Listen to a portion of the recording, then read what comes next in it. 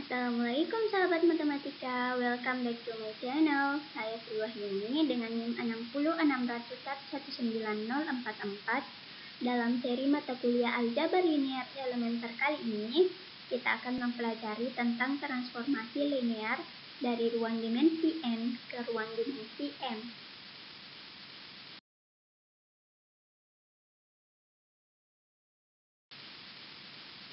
Sebelum kita masuk pada definisi transformasi linear, akan kita ulas terlebih dahulu definisi transformasi. Apa sih itu transformasi? Jadi, transformasi adalah sebuah fungsi dengan domain R pangkat n dan kodomainnya R pangkat m. Artinya, transformasi ini adalah sebuah fungsi yang memetakan vektor-vektor di dalam R pangkat n kepada vektor-vektor yang ada di dalam R pangkat m. Dalam kajian ini, transformasi akan kita notasikan dengan menggunakan huruf T kapital. Dan secara matematis didefinisikan sebagai berikut. Jadi cara membacanya seperti ini. Transformasi T memetakan setiap vektor yang ada di dalam R pangkat n ke vektor yang ada dalam R pangkat m, di mana satu elemen di dalam R pangkat n yaitu vektor X yang terdiri dari komponen X1, X2 sampai dengan Xn akan dipetakan di vektor W di dalam R pangkat m, yang mana vektor W ini terdiri dari komponen-komponen W1, W2 sampai dengan Wm. Jika m sama dengan n, maka kita tidak menyebut T sebagai transformasi lagi, tetapi istilah lain yaitu operator.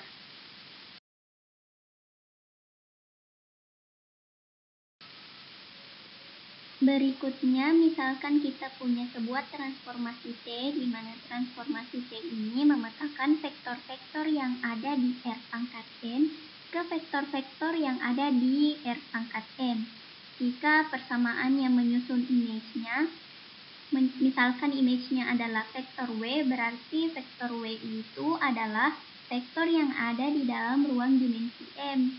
Artinya komponennya terdiri dari M buah. Misalkan ada W1, W2 sampai dengan Wm. Jika persamaan yang menyusun W1, W2, dan Wm-nya ini adalah persamaan linear, maka transformasi T tadi itu kita sebut sebagai transformasi linear. Kalau misalkan ada transformasi linear, kemudian transformasi linear ini memetakan dari R pangkat n ke R pangkat m, artinya adalah m sama dengan n, maka transformasi linear tadi kita sebut sebagai operator linear. Kemudian bagaimana cara memastikan bahwasanya persamaan-persamaan yang menyusun komponen W1 sampai dengan Wn ini adalah persamaan yang linear. Nah, teman-teman bisa mengingat ciri-ciri dari persamaan linear itu seperti apa? Oh, persamaan linear itu adalah persamaan yang tidak memuat perkalian antar variabel. Kemudian pangkat dari variabelnya itu 1, kemudian variabelnya tidak menjadi variabel dari fungsi khusus. Nah, kalau misalnya teman-teman sudah bisa memastikan bahwasanya persamaan-persamaan yang menyusun komponen dari image-nya itu adalah persamaan linear semua, maka transformasinya kita sebut sebagai transformasi linear. Kalau misalkan si T ini adalah operator, maka operatornya kita sebut sebagai operator linear. Suatu transformasi linear T yang memetakan vektor-vektor di dalam R pangkat n ke vektor-vektor yang ada di dalam R pangkat m ini dapat dinyatakan atau direpresentasikan dalam bentuk sistem persamaan linear, di mana W1 sampai dengan Wm itu adalah komponen dari vektor image-nya, kemudian ada X1 sampai dengan Xm itu adalah komponen-komponen dari vektor pra-image-nya.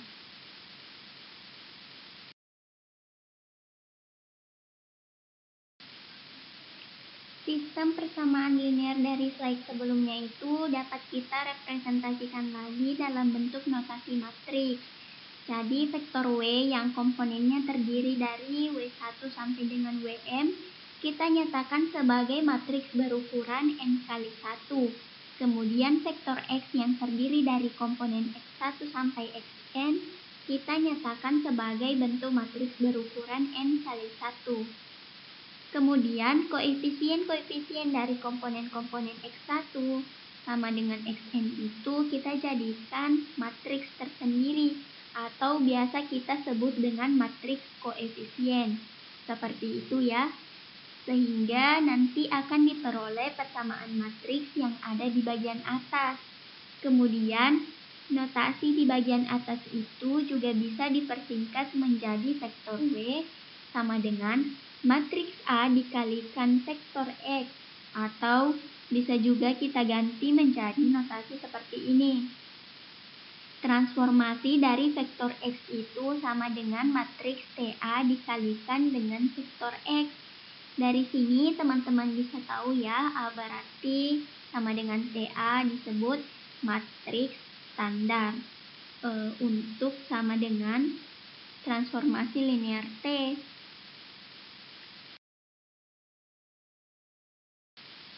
Oke, berikutnya kita akan membahas beberapa teorema yang berkaitan dengan transformasi linear.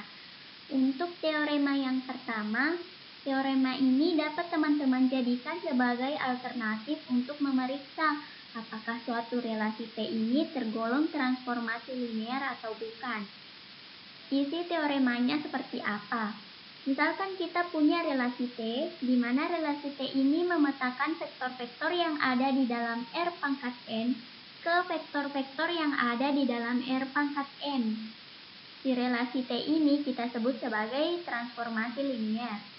Jika dan hanya jika untuk setiap vektor yang ada di dalam R pangkat N, dalam hal ini yaitu vektor U dan vektor V, dan setiap skalar K sembarang akan dipenuhi persamaan sebagai berikut.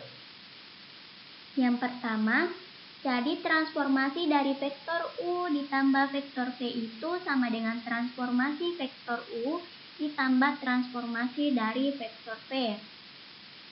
Kemudian yang berikutnya adalah transformasi dari skalar K dikalikan dengan vektor V sama dengan skalar K dikalikan dengan transformasi dari vektor V.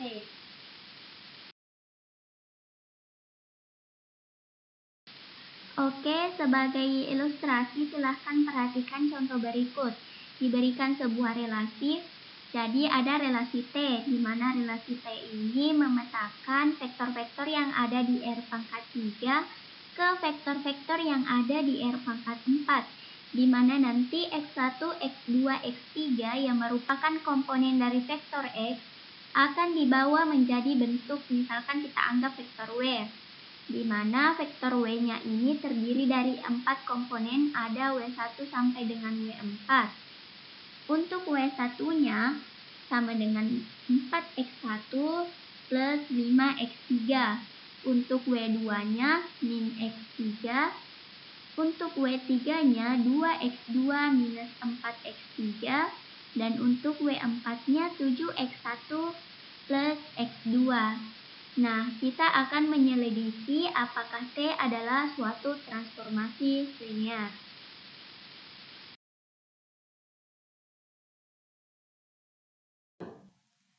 Nah, kita akan membuktikan apakah T adalah transformasi linear dengan statement yang ada di teorema pertama. Yang pertama-tama, sebagaimana biasanya, kita terlebih dahulu melist apa yang diketahui dalam soal.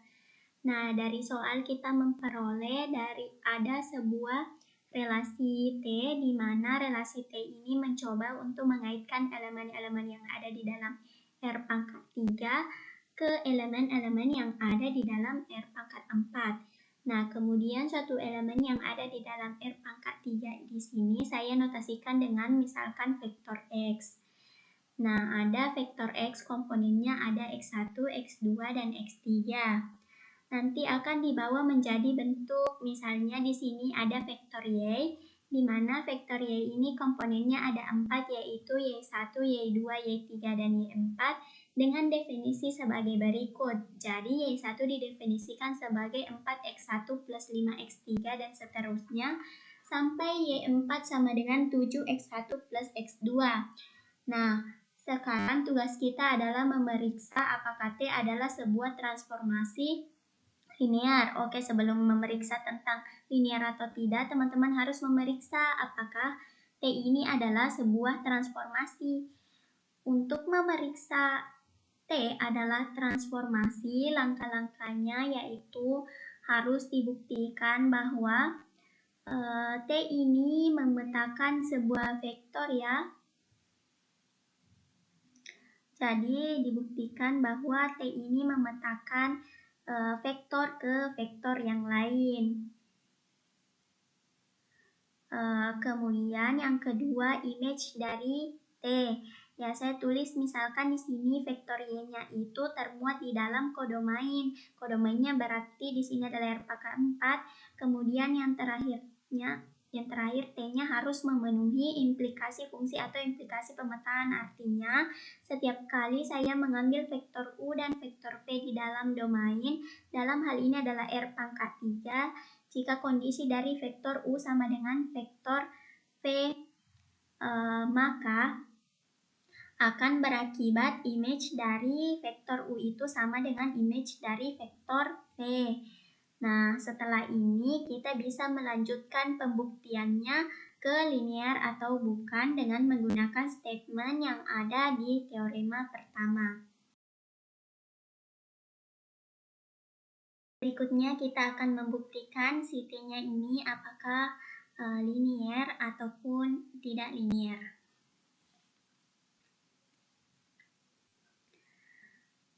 Oke, statement yang pertama dari teoremanya itu mengatakan bahwa salah satu syarat dari sebuah T itu dikatakan sebagai transformasi linear atau bukan adalah kalau misal kita punya transformasi dari vektor U plus vektor V. Dia akan nilainya sama dengan transformasi dari vektor U ditambah dengan transformasi dari vektor V. Seperti ini ya. Nah, tujuan kita akan membuktikan apakah memang berlaku yang seperti ini. Oke, pertama adalah kita ambil sembarang vektor U dan vektor V yang ada di dalam R pangkat 3. Ini karena domainnya adalah R pangkat 3, sehingga nanti vektor U ini isinya atau komponennya adalah U1, U2, dan U3. Kemudian si V ini isinya adalah V1, V2, dan V3. Kemudian teman-teman perhatikan bahwa ketika vektor U saya jumlahkan dengan vektor V, kemudian hasil dari penjumlahannya itu saya transformasikan, maka artinya sama saja dengan saya mentransformasikan komponen-komponen U1 plus V1, U2 plus V2, dan U3 plus V3. Ini anggaplah misalkan ya di definisinya tadi ini adalah X1, kemudian yang ini adalah X2, dan yang ini adalah X3. Nah, berikutnya masukkan komponen-komponen ini ke dalam definisi dari transformasinya, definisi dari bagaimana. Nah, ya satunya tadi didefinisikan sebagai 4X1 plus 5X3, berarti X1-nya nanti diganti dengan ini, U1 plus V1. Nah, kita tulis seperti ini, seterusnya seperti itu. Untuk Y2, kan tadi min X3. X3 isinya apa? U3 plus V3.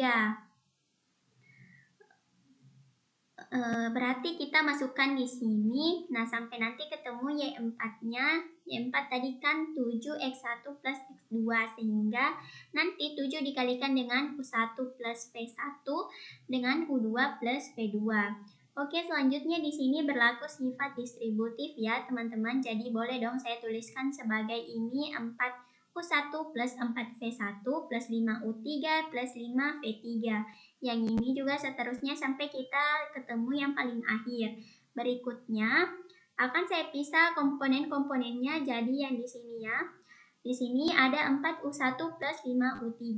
Jadi yang U akan saya kelompokkan dengan yang U, kemudian yang V akan saya kelompokkan dengan yang V, sehingga nanti kita akan memperoleh dua buah matriks seperti ini. Yang pertama komponennya terdiri dari U semua. Jadi di sini ada U1, U3, dan seterusnya. Isinya di sini U, kemudian di sini isinya adalah V. Kalau misalkan kita lihat yang ini, tak lain adalah definisi dari transformasi vektor U. Kemudian Yang ini di sebelahnya adalah definisi dari transformasi vektor V. Kemudian ini ada tanda plusnya. Nah, seperti ini sehingga kita peroleh kesimpulannya yaitu transformasi dari vektor U ditambah vektor V itu sama dengan transformasi vektor U ditambah dengan transformasi dari vektor V. Artinya syarat pertama dari statement pada teorema pertama sudah terpenuhi.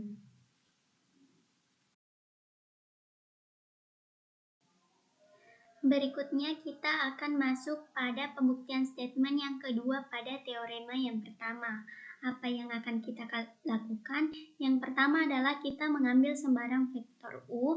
Ini terserah ya, boleh teman-teman ganti menjadi vektor V boleh, vektor W boleh, vektor A terserah.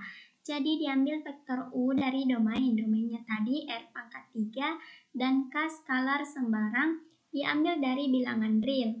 Kemudian perhatikan di statement yang kedua pada teorema yang pertama itu mengatakan kalau misalkan si T ini adalah transformasi linear, maka ketika ada vektor U dikalikan dengan skalar K, kemudian hasilnya ditransformasikan dengan menggunakan T, maka nilainya akan sama saja dengan skalar K dikalikan dengan transformasi dari vektor U. Nah, kita akan coba untuk membuktikan apakah memang berlaku yang seperti ini. Sebagaimana yang tadi karena vektor U diambil dari ruang dimensi 3, maka isinya kan ada U1, U2, U3. Kemudian ketika dikalikan dengan skalar K, kemudian ditransformasikan dengan T, maka itu artinya sama saja dengan kita mentransformasikan komponen-komponen dari KU1, KU2, dan KU3. Anggaplah ini sebagai X1, ini sebagai X2, dan ini sebagai X3-nya. Nah, selanjutnya kita masukkan semuanya ini ke dalam definisi dari T. Tadi definisinya seperti apa? Untuk Y1 sama dengan 4X1 plus 5X3. Berarti X1-nya kita ganti dengan KU1, kemudian X3-nya kita ganti dengan KU3. Seterusnya, dan teman-teman bisa lihat di sini di setiap ruas, di setiap komponen yang ada, di sini itu ada K-nya. Ada K-nya, berarti kan ini bisa saya keluarkan ya K-nya sehingga nanti kita akan memperoleh bentuk yang seperti ini. Jadi K-nya ada di luar tanda kurung. Berikutnya, karena di masing-masing baris ini ada K-nya, maka kita bisa mengeluarkan K dari matriksnya, sehingga kita memperoleh K dikalikan matriks ini.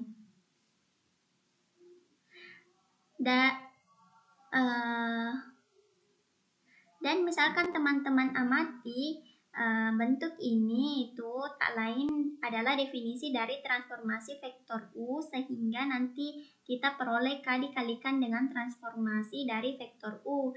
Dari sini apa yang dapat kita simpulkan? Transformasi dari skalar K dikalikan dengan vektor U, yang ini nilainya akan sama saja dengan K dikalikan dengan transformasi dari vektor U. Artinya apa? Statement yang kedua dari teorema yang pertama juga terpenuhi.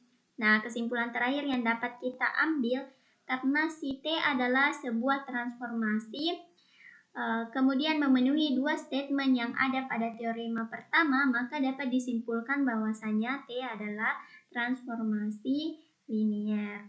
Oke, pembuktian selesai.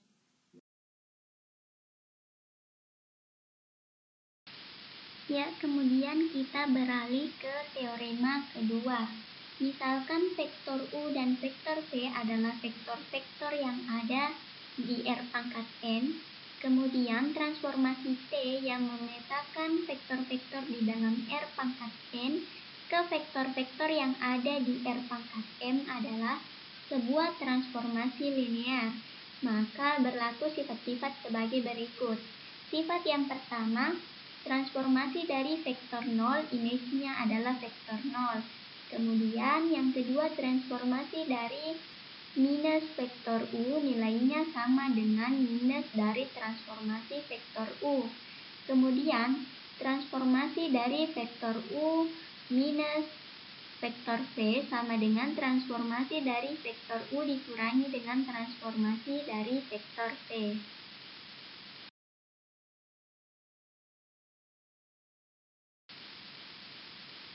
Misalkan kita punya vektor U di mana vektor U ini adalah vektor yang ada di dalam ruang dimensi N.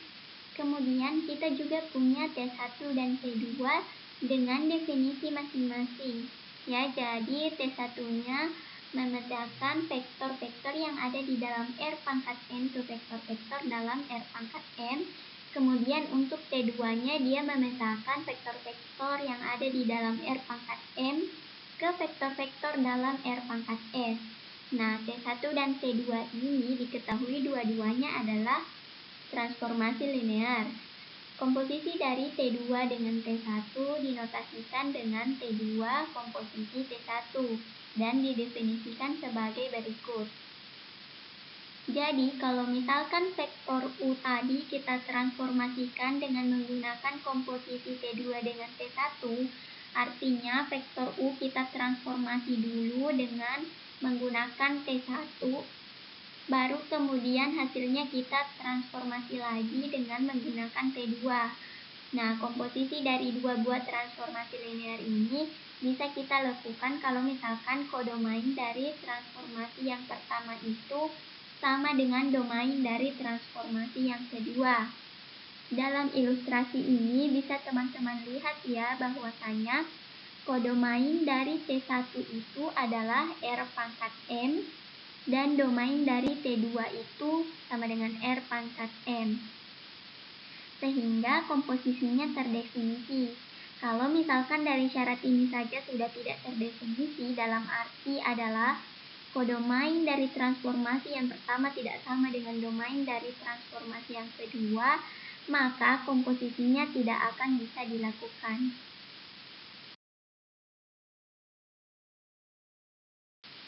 Teorema yang terakhir yaitu teorema yang ketiga. Misalkan kita punya dua buah transformasi linear yaitu T1 dan T2. T1 didefinisikan sebagai transformasi linear yang memetakan vektor-vektor di R pangkat N ke vektor-vektor yang ada di R pangkat M. Kemudian T2 didefinisikan sebagai transformasi linear yang memetakan vektor-vektor di R pangkat M ke vektor-vektor yang ada di R pangkat S. Komposisi dari T2 dengan T1 atau dalam notasinya seperti ini ya. Jadi T2 komposisi T1 ini adalah sebuah transformasi linear.